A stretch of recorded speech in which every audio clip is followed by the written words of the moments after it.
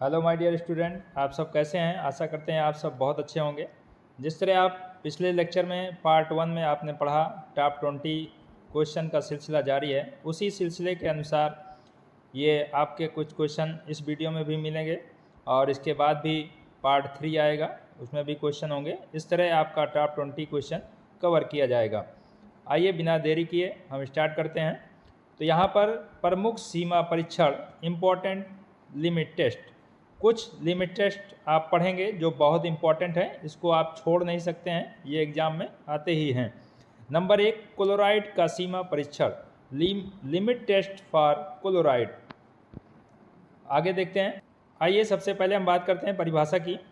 तो सीमा परीक्षण एक ऐसा परीक्षण है जिसमें दवा में उपस्थित क्लोराइड की मात्रा को यह जांचा जाता है कि वह निर्धारित सीमा के अंदर है या नहीं, ऑफिशियल लिमिट में है या नहीं। यह एक तुलनात्मक परीक्षण है जिसमें टेस्ट सॉल्यूशन की तुलना स्टैंडर्ड सॉल्यूशन से की जाती है। टेस्ट सॉल्यूशन ये अपना सॉल्यूशन होता है जो हम बनाते हैं, जो हमारे पास मेडिसिन होती है या कंपाउंड्स होते हैं, जो भी प्रोडक्ट होता है उसका हम टेस्ट सॉल्यूशन बनाते हैं। किससे तुलना करते हैं? स्टैंडर्ड सॉल्यूशन से। स्टैंडर्ड सॉल्यूशन का जो मानक होता है वो आपको फार्माकोपिया से मिलेगा, जो स्टैंडर्ड बुक है अपनी। इसमें सटीक मात्रा नहीं पाई जाती है, केवल सीमा की जांच की जाती है। अब क्लोराइड टेस्ट से इसमें सटीक मात्रा नहीं मापी जाती है, केवल सीमा की मतलब लिमिट की जांच की जाती है। आगे देखेंगे सिद्धांत, प्रिंसिपल पढ़ेंगे। इसका प्रिंसिपल क्या है?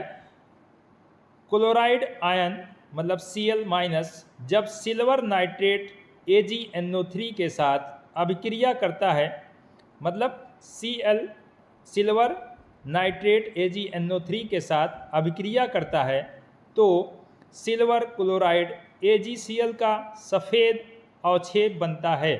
कैसा बनता है? सफ़ेद अवक्षेप बनता है। यहाँ पर 1 नंबर का क्वेश्चन आ सकता है, किस लिमिट टेस्ट में सफ़ेद अवक्षेप AgCl का बनता है? तो आप लिखेंगे क्लोराइड टेस्ट में। आगे देखेंगे, यह अवक्षेप धुंधलापन मतलब टर्बिडिटी उत्पन्न करता है जिसकी तीव्रता क्लोराइड की मात्रा पर निर्भर करती है। आगे देखेंगे, डाइल्यूट नाइट्रिक एसिड मतलब HNO3 माध्यम को अम्लीय बनाकर अन्य आयनों के हस्तक्षेप को रोकता है। अब इसमें टेस्ट सॉल्यूशन की टर्बिडिटी की तुलना स्टैंडर्ड सॉल्यूशन से की जाती है। जो हम टेस्ट सॉल्यूशन बनाएंगे उसकी तुलना हम किससे करेंगे? स्टैंडर्ड सॉल्यूशन से। आगे देखेंगे, यहाँ पर इसकी जो रासायनिक अभिक्रिया होती है उसको हम देखेंगे। केमिकल रिएक्शन, केमिकल रिएक्शन किससे किससे होता है? क्लोराइड आयन होता है जैसा कि आप अभी पढ़े, और AgNO3 सिल्वर नाइट्रेट के साथ इसका रिएक्शन होता है। किसकी उपस्थिति में? Dilute DIL dilute HNO3। अब इसमें डाइल्यूट होता है और कंसंट्रेट होता है। डाइल्यूट मतलब कम मात्रा में, हल्के में, और कंसंट्रेट मतलब ज़्यादा HNO3, जहाँ पे उसका अमाउंट ज़्यादा होगा तो हम क्या बोलेंगे? कंसंट्रेट। तो यहाँ पे डाइल्यूट लिया जाता है। डाइल्यूट HNO3 की उपस्थिति में जब ये रिएक्शन होती है तब हमारा बनता है AgCl मतलब silver chloride plus NO3 minus nitrate ions बनते हैं। अब यहाँ पर Cl माइनस है, Ag सिल्वर जो होता है वो पॉजिटिव होता है, NO3 वो माइनस होता है, तो पॉजिटिव माइनस की तरफ बढ़ेगा और आपस में ऐड हो जाते हैं। तो यहाँ पे आपका बन जाता है AgCl, जिसको हम बोलते हैं सिल्वर क्लोराइड। सिंपल रिएक्शन है, इसको आप 1-2 बार लिखेंगे तो आपको याद आ जाएगी। बिल्कुल आप इसको अच्छे से पढ़िए। सिल्वर क्लोराइड AgCl का सफ़ेद अवक्षेप मतलब वाइट प्रेसिपिटेट बन जाता है। अब आगे देखेंगे, अभिकर्मक मतलब रीएजेंट जो इसमें इस अभिक्रिया में यूज होते हैं, क्या क्या? सिल्वर नाइट्रेट सॉल्यूशन यूज होता है, dilute nitric acid HNO3 use होता है, sodium chloride standard solution use होता है, और डिस्टिल वाटर यूज होता है। ये आप उसमें लिखेंगे इस तरह हेडिंग डालकर, बढ़िया सुंदर सा अब आगे देखेंगे। अब यहाँ पे दो सोल्यूशन से कंपेयर किया जाता है। क्लोराइड टेस्ट में दो सोल्यूशन से कंपेयर करता है। कौन कौन सोल्यूशन? टेस्ट सोल्यूशन और स्टैंडर्ड सोल्यूशन। अब टेस्ट सोल्यूशन देखते हैं। निश्चित मात्रा में सैंपल दवा, मतलब जिसका आप टेस्ट कर रहे हैं, दवा को डिस्टिल वाटर में घोलकर सोल्यूशन तैयार किया जाता है, जिसमें डाइल्यूट नाइट्रिक एसिड मतलब HNO3 मिलाकर सोल्यूशन को एसिडिक बनाया जाता है, जिससे अन्य आयंस का इंटरफेरेंस रुकता है। इसके बाद सिल्वर नाइट्रेट AgNO3 मिलाने पर सिल्वर क्लोराइड का सफ़ेद अवक्षेप बनता है। इससे उत्पन्न टर्बिडिटी सैंपल में उपस्थित क्लोराइड की मात्रा को दर्शाती है। अब अगर यहाँ पर टर्बिडिटी दिखने लगे तो आप समझ जाएंगे कि क्लोराइड की मात्रा है। यह सलूशन, आगे देखेंगे, यह सलूशन वास्तविक इम्प्योरिटी की स्थिति बताता है। अब यहाँ पे टेस्ट सलूशन आप इस तरह लिखेंगे। अब ये स्टैंडर्ड सलूशन के बारे में हम देखते हैं। स्टैंडर्ड सलूशन मतलब मानक विलयन। ज्ञात मात्रा नोन कंसंट्रेशन का सोडियम क्लोराइड NaCl लेकर स्टैंडर्ड सलूशन तैयार किया जाता है। इसे भी टेस्ट सलूशन की तरह डाइल्यूट HNO3 और AgNO3 के साथ ट्रीट किया जाता है। इससे एक निश्चित टर्बिडिटी उत्पन्न होती है जो फार्माकोपियल लिमिट को दर्शाती है। यह एक रिफरेंस मानक के रूप में कार्य करता है। इसकी तुलना से सैंपल की प्योरिटी निर्धारित की जाती है। अब यहाँ पे स्टैंडर्ड सलूशन की जो टर्बिडिटी होगी और हमारा टेस्ट सलूशन की जो टर्बिडिटी होगी, दोनों से हम कंपेयर करेंगे, जिसमें हम प्योरिटी को निर्धारित कर पाएंगे कि हमारी जो दवा थी उसमें प्योरिटी है या नहीं। अब आगे देखेंगे। जैसा कि आपने अभी देखा कि इस टेस्ट में कंपेयर किया जाता है, तो इसका प्रोसीजर हम पढ़ेंगे, प्रक्रिया क्या होती है। दो नेस्लर सिलेंडर लेंगे, एक टेस्ट और एक स्टैंडर्ड के लिए। दोनों में समान मात्रा में डाइल्यूट नाइट्रिक एसिड HNO3 मिलाएंगे। फिर दोनों में सिल्वर नाइट्रेट AgNO3 सलूशन डालेंगे। दोनों सलूशन को एक साथ तैयार करें और अच्छे से मिक्स करेंगे। 5 मिनट के भीतर दोनों की टर्बिडिटी का कंपैरिजन करेंगे, मतलब दोनों का हम कंपेयर करेंगे। कंपेयर करने के बाद ऑब्जर्व करेंगे क्या चीज़ आया। अब आगे हेडिंग देखेंगे, अवलोकन मतलब ऑब्जर्वेशन। जो दोनों सलूशन हमारे हैं उसको हम ऑब्जर्व करेंगे, देखेंगे। दोनों सलूशन में सफ़ेद धुंधलापन मतलब वाइट टर्बिडिटी बनता है। यह टर्बिडिटी सिल्वर क्लोराइड AgCl के बनने के कारण होती है। अब इसमें परिणाम देखेंगे क्या होगा। परिणाम मतलब रिजल्ट। एक हेडिंग डालेंगे, इसमें लिखेंगे यह टेस्ट सलूशन की टर्बिडिटी स्टैंडर्ड सलूशन से कम या बराबर है। अब हम देखेंगे स्टैंडर्ड सलूशन की टर्बिडिटी से हमारे टेस्ट सलूशन की टर्बिडिटी कम है या बराबर है। अगर कम है और बराबर है तो हम समझेंगे मेरा टेस्ट पास है, मतलब सही है। यदि अधिक है तो हम इस टेस्ट को फेल मानेंगे, मतलब उसमें इम्प्योरिटी ज़्यादा है, हमारा क्लोराइड नहीं है। अब आगे देखेंगे डाइल्यूट HNO3 का कार्य मतलब role of dilute nitric acid.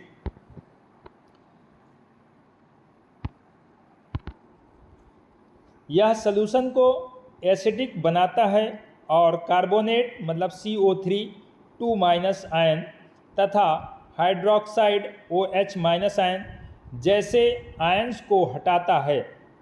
HNO3 क्या करता है, CO3 2- आयन या हाइड्रोक्साइड आयन को हटाता है। यह अनवांटेड प्रेसिपिटेट बनने से रोकता है। इससे रिएक्शन केवल क्लोराइड आयन के साथ ही होती है। इससे परीक्षण अधिक सटीक और विशिष्ट बनता है। अगर मान लीजिए HNO3 यहाँ पर HNO3 ना मिलाया जाए तब आपके हाइड्रोक्सिड आयन भी आ जाएंगे और CO3- आयन भी वहाँ पर मौजूद हो जाएंगे। अगर मौजूद होंगे तो उसका जो प्रेसिपिटेट होगा और छेप जो बनेगा उसमें दिक्कतें आ सकती हैं, इसलिए HNO3 मिलाते हैं जिससे OH- हट जाता है और CO3 भी हट जाता है और इससे परीक्षण अधिक सटीक और विशिष्ट बनता है। आगे देखेंगे इसका महत्व क्या है।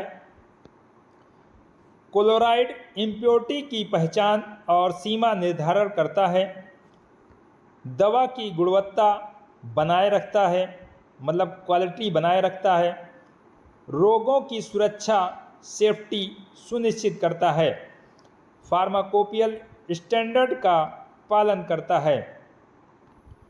ये रहा क्लोराइड का लिमिट टेस्ट। इम्पॉर्टेंट है, बहुत इम्पॉर्टेंट है, इसको आप अच्छे से तैयार रखिए और अच्छे से पढ़िए और आगे भी इस तरह से 2 बहुत इम्पॉर्टेंट लिमिट टेस्ट पढ़ेंगे। आगे देखते हैं हम सेकंड लिमिट टेस्ट, सल्फेट का सीमा परीक्षण, लिमिट टेस्ट फॉर सल्फेट। यहाँ पर हम परिभाषा देखते हैं, यह एक लिमिट टेस्ट है जिसमें दवा में उपस्थित सल्फेट आयन मतलब SO4 की मात्रा को जांचा जाता है कि वह निर्धारित सीमा के अंदर है या नहीं। यह एक तुलनात्मक परीक्षण है जिसमें टेस्ट सॉल्यूशन की तुलना स्टैंडर्ड सॉल्यूशन से की जाती है। सेम क्लोराइड की तरीके से इसमें भी कंपेयर किया जाता है। आगे आप देखेंगे इसका सिद्धांत क्या है। प्रिंसिपल, सल्फेट आयन जब बेरियम क्लोराइड BaCl2 के साथ अभिक्रिया करता है तो बेरियम सल्फेट BaSO4 का सफ़ेद अवक्षेप बनता है। अब क्लोराइड में भी सफ़ेद बनता था और सल्फेट में भी सफ़ेद अवक्षेप बन रहा है। यह अवक्षेप टर्बिडिटी उत्पन्न करता है जो सल्फेट की मात्रा पर निर्भर करता है। आगे देखेंगे, डाइल्यूट हाइड्रोक्लोरिक एसिड HCl माध्यम को अम्लीय बनाता है और अन्य आयनों के हस्तक्षेप को रोकता है। अगर कोई और आयन है तो उसको आने नहीं देता है। कौन? HCl। टेस्ट सॉल्यूशन की टर्बिडिटी की तुलना स्टैंडर्ड सॉल्यूशन के की जाती है। आगे देखेंगे इसका रासायनिक अभिक्रिया मतलब केमिकल रिएक्शन। SO4 आयन मतलब सल्फेट आयन को हम किससे रिएक्शन कराएंगे? BaCl2 बेरियम क्लोराइड से। किसकी उपस्थिति में? Dilute HCl। तब हमारा आपका बनेगा BaSO4 बेरियम सल्फेट और क्लोराइड आयंस बनते हैं। ये सिंपल इक्वेशन है, केमिकल रिएक्शन है। आप इसको 1-2 बार लिखिए जिससे आपको याद हो जाएगा। बेरियम सल्फेट इक्वल टू सफ़ेद अवक्षेप, मतलब बेरियम सल्फेट अगर बन रहा है तो आपका सफ़ेद अवक्षेप बनेगा। सफ़ेद अवक्षेप दिखने लगा तो समझ लीजिए आप बेरियम सल्फेट है उसमें। अब आगे देखेंगे अभिकर्मक रिएजेंट्स कौन कौन से यूज होते हैं। जो आप रिएक्शन में यूज किए हैं वही आपका रिएजेंट हो जाता है। Barium chloride, dilute hydrochloric acid, sodium sulphate, standard solution और डिस्टिल वाटर। अब आगे देखेंगे टेस्ट सॉल्यूशन। टेस्ट सॉल्यूशन जो हम टेस्ट करेंगे, एक स्टैंडर्ड सॉल्यूशन होगा वो फार्माकोपिया के अकॉर्डिंग होगा। टेस्ट सॉल्यूशन में अपने हिसाब से हम कोई भी दवा ले सकते हैं जिसका हम परीक्षण कर सकते हैं। सैंपल की निश्चित मात्रा लेकर उसे डिस्टिल वाटर में घोलते हैं, मतलब अपनी दवा लेंगे और डिस्टिल वाटर में घोलेंगे। इसमें डाइल्यूट हाइड्रोक्लोरिक एसिड HCl मिलाकर सॉल्यूशन को एसिडिक बनाया जाता है। फिर बेरियम क्लोराइड BaCl2 मिलाने पर बेरियम सल्फेट का सफ़ेद अवक्षेप बनता है।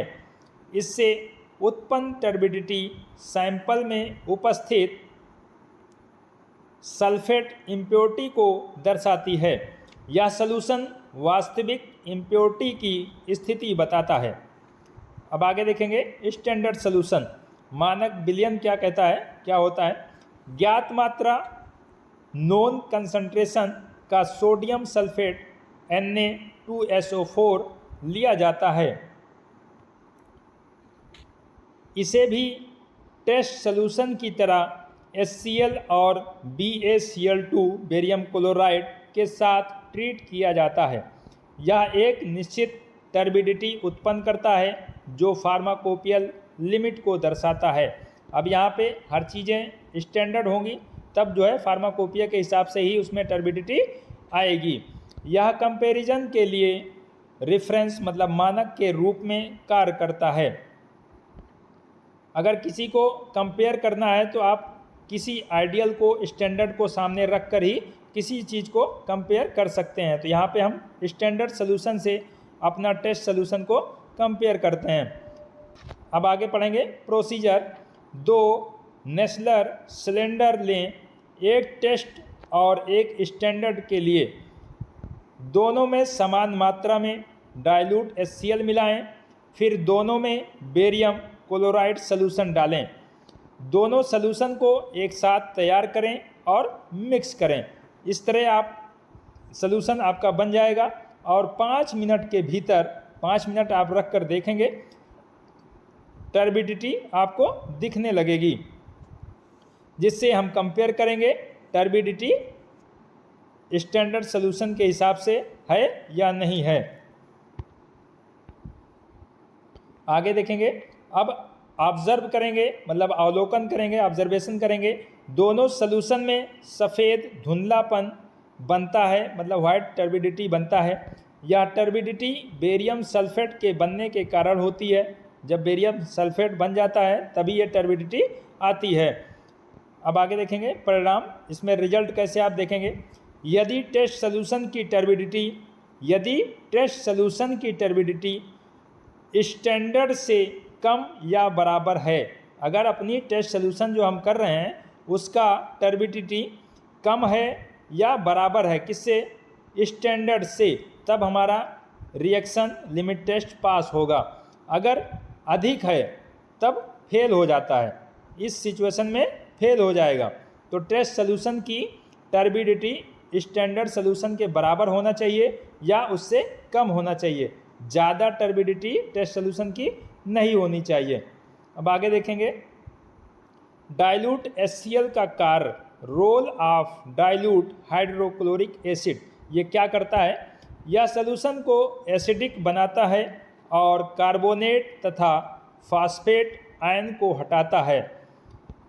यह अन्य अवांछित अवक्षेप बनने से रोकता है, मतलब कार्बोनेट और फास्फेट आयन जब हट जाएंगे तब अवांछित अवक्षेप नहीं बनेगा। इससे रिएक्शन केवल सल्फेट आयन के साथ ही होती है। इससे परीक्षण अधिक सटीक और विशिष्ट बनता है। जाहिर सी बात है, जब उसमें अदर कोई भी आयंस नहीं होंगे, सिर्फ सल्फेट आयंस ही होगा, तब हमारा रिएक्शन अच्छा होगा, यूनिक होगा। अब आगे देखेंगे महत्व के बारे में, इम्पोर्टेंस क्या है। सल्फेट इम्प्योरिटी की पहचान करता है, सल्फेट इम्प्योरिटी की पहचान करता है, दवा की गुणवत्ता बनाए रखता है, रोगी की सुरक्षा सुनिश्चित करता है, फार्माकोपियल स्टैंडर्ड का पालन करता है। ये रहा आपका सल्फेट लिमिट टेस्ट। क्लोराइड आपने पढ़ लिया, सल्फेट लिमिट टेस्ट पढ़ लिया। इसके बाद एक टेस्ट और पढ़ेंगे, arsenic, limit test of arsenic. इसका इंट्रोडक्शन आप पढ़ते हैं। आर्सेनिक एक विषैला मतलब टॉक्सिक तत्व है जो औषधीय पदार्थों में अशुद्धि के रूप में पाया जा सकता है। अगर कोई भी दवा है तो अगर उसमें आर्सेनिक मिला हुआ होता है तब वो टॉक्सिक खुद ही है, तो दवा को भी टॉक्सिक कर देगा। इसलिए हम परीक्षण करते हैं, टेस्ट लगाते हैं कि इसमें आर्सेनिक है या नहीं है। आगे देखेंगे, इसकी अधिक मात्रा शरीर के लिए हानिकारक होती है, इसलिए फार्माकोपिया में इसकी एक निश्चित सीमा निर्धारित होती है। इस परीक्षण का उद्देश्य यह सुनिश्चित करना है कि दवा में आर्सेनिक की मात्रा निर्धारित सीमा से अधिक न हो। अब आगे देखेंगे सिद्धांत, इसके प्रिंसिपल के बारे में पढ़ेंगे। यह परीक्षण गटजेट मेथड पर आधारित है। अब यहाँ पे आपको बहुत ध्यान देने की ज़रूरत है। आपके पेपर में, एग्ज़ाम के पेपर में गटजेट मेथड से भी आ सकता है। ये नाम इम्पॉर्टेंट है, इस नाम को याद रखिएगा। और लिमिट टेस्ट ऑफ आर्सेनिक करके भी क्वेश्चन आ सकता है। अगर गटजेट मेथड उसमें लिखा है तो आप समझ जाएंगे कि आर्सेनिक का लिमिट टेस्ट लिखना है। आगे देखेंगे, आर्सेनिक को पहले रिड्यूस करके आर्सेनिक थर्ड बनाया जाता है, फिर नसेंट हाइड्रोजन की सहायता से आर्सीन गैस AsH3 बनाई जाती है। यह गैस मर्क्यूरिक क्लोराइड पेपर मतलब HgCl2 से अभिक्रिया कर पीला या भूरा दाग बनाती है। इस स्टेन की तुलना स्टैंडर्ड स्टेन से की जाती है। यहाँ पर सबसे पहले आर्सेनिक को रिड्यूस करके आर्सेनिक थर्ड बनाया जाता है, फिर नसेंट हाइड्रोजन की सहायता से आर्सीन गैस बनाई जाती है। आर्सीन गैस जब बन जाती है तो यही गैस मर्क्यूरिक क्लोराइड पेपर से अभिक्रिया करके पीला या भूरा स्टेन बनाता है, मतलब दाग दिखने लगता है। अब आगे देखेंगे आप, रासायनिक अभिक्रिया की बात अगर करें केमिकल रिएक्शन की, तो सबसे पहले H3ASO4 मतलब आर्सेनिक एसिड रिएक्शन कराया जाता है, तब आर्सेनियस एसिड में बदलता है। जैसा कि आपने पढ़ा अभी कि आर्सेनिक एसिड को रिड्यूस करके आर्सेनिक थर्ड में बनाया जाता है। तो आर्सेनिक एसिड से आर्सेनियस एसिड में बदलता है।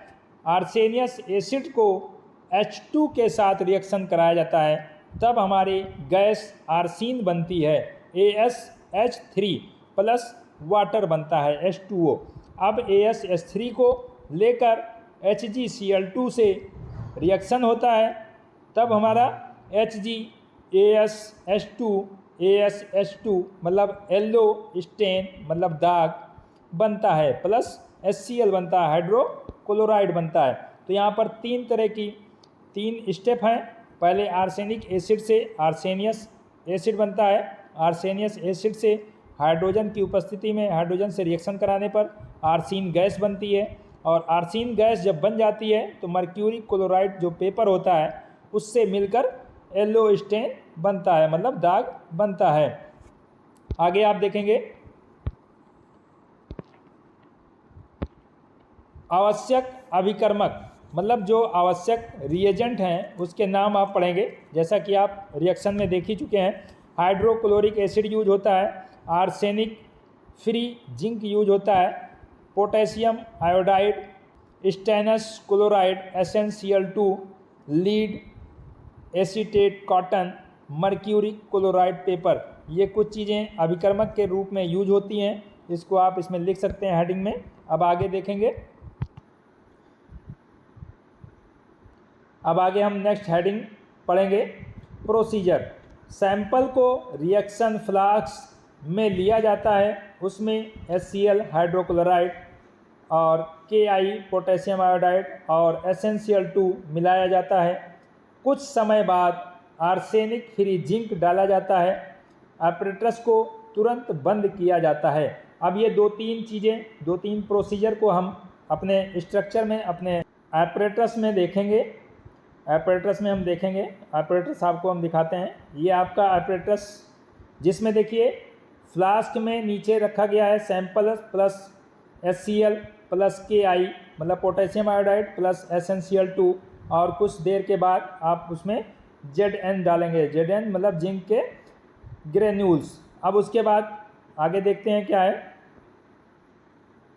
Zn डाला जाता है, ऑपरेटर्स को तुरंत बंद कर दिया जाता है।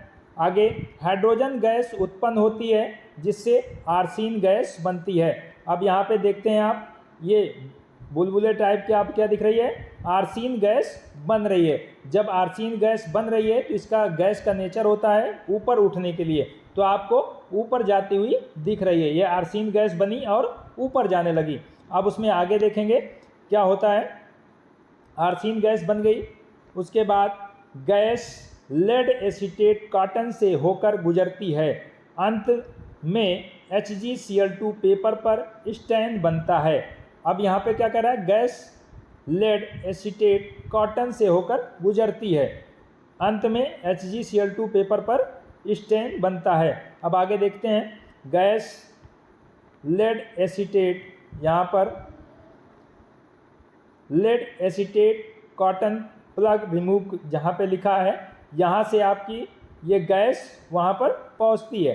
पहुँचने के बाद आपका लास्ट HgCl2 पेपर ऊपर आपको दिख रहा होगा, जिसमें प्रेसिपिटेट बनता है, येलो या ब्राउन स्टेन बनता है, दाग नुमा एक आकार बन जाता है, जिससे हमें पता हो जाता है कि आर्सेन गैस वहाँ पे रिएक्ट कर चुकी है। अब आगे देखेंगे, 40 मिनट बाद स्टेन की तुलना स्टैंडर्ड सॉल्यूशन से, मतलब स्टैंडर्ड से की जाती है। अब 40 मिनट रुकेंगे और हम तुलना करेंगे स्टैंडर्ड से, जो पहले से बना हुआ होता है।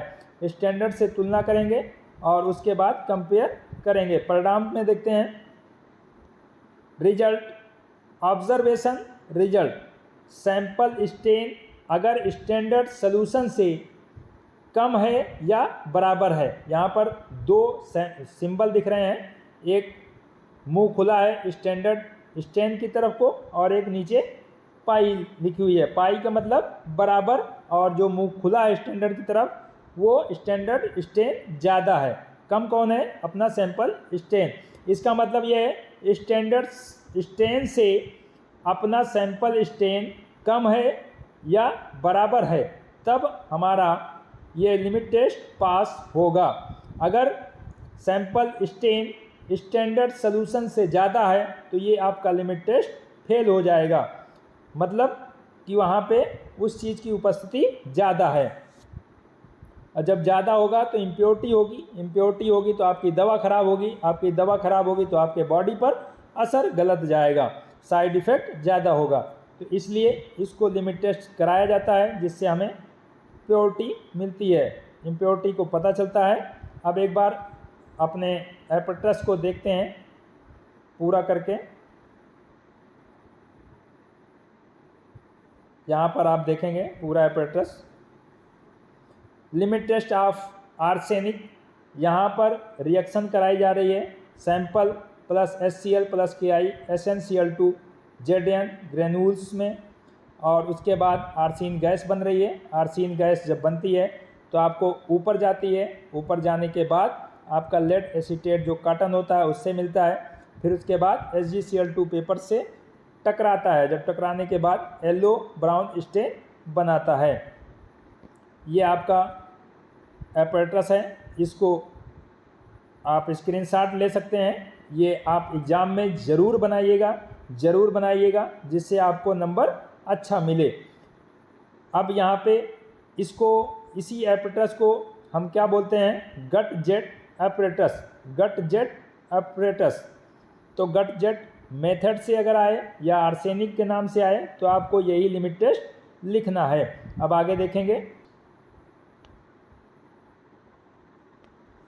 नेक्स्ट हेडिंग, सावधानियाँ, प्रिकॉशन के बारे में पढ़ेंगे। जिंक आर्सेनिक फ्री होना चाहिए, जिंक जो है आर्सेनिक फ्री होना चाहिए। एपरेटस लीक प्रूफ होना चाहिए, मतलब जो एपरेटस आप यूज कर रहे हैं वो लीक नहीं होना चाहिए, नहीं तो गैस ऊपर के बजाय बाहर सॉल्यूशन पहले ही निकल जाएगा, गैस आपकी नहीं बनेगी। आगे, HgCl2 पेपर को हाथ से नहीं छूना चाहिए, मतलब आप उसको चिमटी रखिए। और आगे देखेंगे, रिएक्शन समय लगभग 40 मिनट पूरा होने देना चाहिए, मतलब 40 मिनट आप इंतज़ार करें, जल्दबाजी ना करें कि 10 मिनट 5 मिनट में ही देख लें, इससे आपका टेस्ट बेकार जा सकता है। आगे देखेंगे, लेड एसीटेट कॉटन का उपयोग जरूरी है, लेड एसीटेट कॉटन का उपयोग जरूरी है। आगे हम पढ़ेंगे बाधाएं, मतलब इंटरफेरेंस, क्या क्या बाधाएं आ सकती हैं। हाइड्रोजन सल्फाइड H2S गैस क्या हो सकता है, गलत स्टेन दे सकती है। दूसरा, एंटी मनी एसबी भी इंटरफेरेंस हस्तक्षेप कर सकता है। ये दोनों से बाधाएं आ सकती हैं। समाधान में लेड एसीटेट कॉटन का उपयोग करना चाहिए। ये रहे आपके इम्पॉर्टेंट क्वेश्चन लिमिट टेस्ट में। ये 3 limit test very most important, इसको आप ज़रूर पढ़ के जाएं। इस तरह तो 6 लिमिट टेस्ट हैं, लेकिन ये 3 आपको हर हाल में पढ़ के ही जाना है। और आगे फिर मिलते हैं नेक्स्ट लेक्चर में। अभी आपके 20 क्वेश्चन जो इम्पॉर्टेंट हैं उसको पूरे करने हैं। ये आपका पार्ट 2 होगा। इसके बाद आपको पार्ट 3 में क्वेश्चन बताए जाएंगे, आपको सलूशन दिया जाएगा। बाकी आप अपना ख्याल रखें, मिलते हैं नेक्स्ट लेक्चर में। ओके।